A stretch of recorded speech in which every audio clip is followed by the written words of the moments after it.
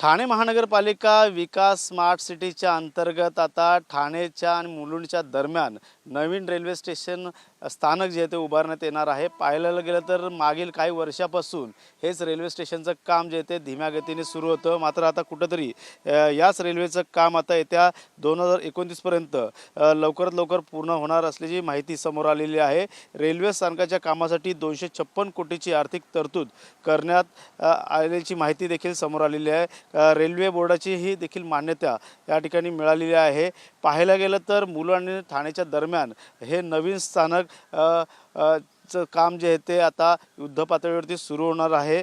राज्याचे उपमुख्यमंत्री एकनाथ शिंदे आणि तसेच खासदार नरेश म्हस्के यांनी रेल्वे मंत्री यांच्याशी मागील वर्षी देखील भेट घेऊन आर्थिक भार उचलण्याची विनंती केली होती आणि त्यानुसार आता ठाण्यातील मनोरुग्णालयाच्या मागील बाजू असणाऱ्या 14.83 एकर जागेवरती नवीन रेल्वे स्थानक आता युद्ध पातळीवरती काम सुरू होणार आहे। पाहायला गेलं तर त्यापैकी 3.77 जागेवरती रेल्वेचे रूळ या ठिकाणी असणार आहे। तसेच तळ मजला अधिक 2 मजली इमारती देखील या ठिकाणी उभारल्या जाणार आहे। या स्थानकावरती एकूण 3 प्लॅटफॉर्मपैकी एक होम प्लॅटफॉर्म असणार आहे। रेल्वे स्टेशन इमारतीसाठी पाहायला गेलं तर या ठिकाणी 150 मीटर लांब व 34 मीटर रुंद असा सॅटिस डेक देखील तयार करण्याचं काम या ठिकाणी हाती घेण्यात आलेलं आहे। 2.5 एकर जागेवरती 250 4 चाकी आणि दुचाकी गाड्यांची पार्किंग व्यवस्था देखील या परिसरात करण्यात येणार आहे। पाहायला गेलं तर ठाणे आणि मुलुंडवरती ज्या पद्धतीने या ठिकाणी प्रवासी दररोज लाखो प्रवासी प्रवास करत असतात आणि तोच भार कुठेतरी कमी होणार आहे।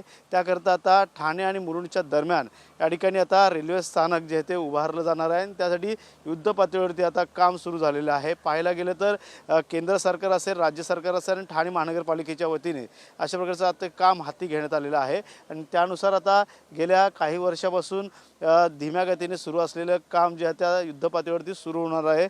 त्यामुळे या रेल्वे स्थानकाचा स्थानक झाल्यामुळे अनेक ठिकाणचा भार जो आहे तो रेल्वेचा जो आहे तो कमी होणार आहे। मुलुंड आणि ठाण्याच्या दरम्यान अनेक प्रवासी प्रवास करत असतात, मात्र याच ठिकाणी आता नवीन रेल्वे स्टेशन झाल्यामुळे होणार असल्यामुळे नक्कीच कुठेतरी याचा फायदा ठाणेकर आणि मुलुंडकरांना मिळणार आहे। कॅमेरामॅन अथर्वसह गणेश थोरात, TV9 मराठी, ठाणे।